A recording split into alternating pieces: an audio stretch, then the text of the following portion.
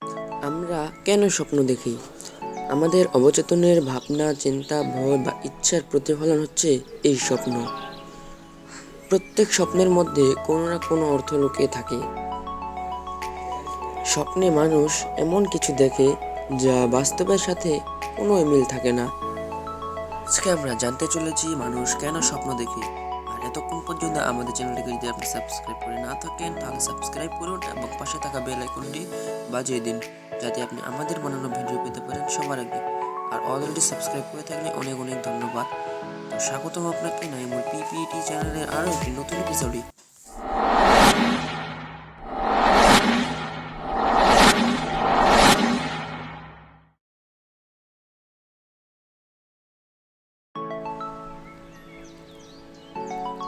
ঘুমের মধ্যে স্বপ্ন দেখে না এমন মানুষ বোধহয় পৃথিবীতে নেই। মনোবিদদের মতে আমাদের অবচেতনের ভাবনা, চিন্তা, ভয় বা ইচ্ছার প্রতিফলন হলো এই স্বপ্ন। তবে এই স্বপ্ন সম্পর্কে অন্যান্য বিশ্বাসও রয়েছে। প্রচলিত বিশ্বাস আর জ্যোতিষশাস্ত্র অনুযায়ী প্রত্যেক স্বপ্নের মধ্যেই কোনো না কোনো অর্থ লুকিয়ে রয়েছে। স্বপ্নে মানুষ অনেক কিছুই দেখে যার সঙ্গে বাস্তবের কোনো মিল থাকে না বলেই আপাতত মনে করা হয়। স্বপ্ন সম্বন্ধে অনেক দর্শন, বিজ্ঞান, কাহিনী ইত্যাদি আছে।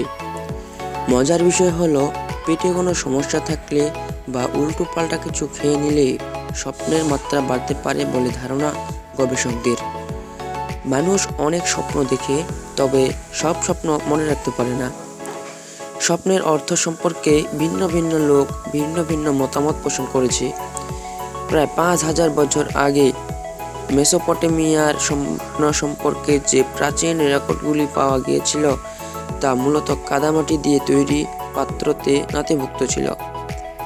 গ্রিক এবং রোমান যুগে মানুষরা স্বপ্নকে এক বা একাধিক দেবতা থেকে প্রত্যক্ষ বার্তা অথবা মৃত ব্যক্তিদের থেকে আসা বার্তা, যা প্রধানত ভবিষ্যদ্বাণী হিসেবে গণ্য করা হতো। মার্কিন যুক্তরাষ্ট্রের, দক্ষিণ কোরিয়া এবং ভারতে পরিচালিত এক গবেষণায় দেখা গেছে যে 74% ভারতীয় দক্ষিণ কোরিয়ানদের, 65% এবং 56% আমেরিকানরা তাদের স্বপ্নের বিষয়বস্তুকে অবচেতন মনের বিশ্বাস এবং অপূরণ আকাঙ্ক্ষার কারণ সঙ্গে তুলনা করেছেন। 1940-এর দশক থেকে 1985 সাল পর্যন্ত ক্যালভিন এট হল 50,000-এরও বেশি স্বপ্ন সম্পর্কে প্রতিবেদন সংগ্রহ করে মার্কিন যুক্তরাষ্ট্রের কেইস ওয়েস্টার্ন রিজার্ভ ইউনিভার্সিটিতে পেশ করেন। 1966 সালে হল এবং van the castle the content analysis of dreams নামে একটি গ্রন্থ প্রকাশ করেন। এতে তারা কোডিং পদ্ধতির মাধ্যমে 1000 কলেজ ছাত্রের স্বপ্নের প্রতিবেদন তুলে ধরেছেন। সেখানে তারা দেখিয়েছেন যে সমগ্র বিশ্বে জনগণ সাধারণত একই ধরনের বিষয় নিয়ে স্বপ্ন দেখে।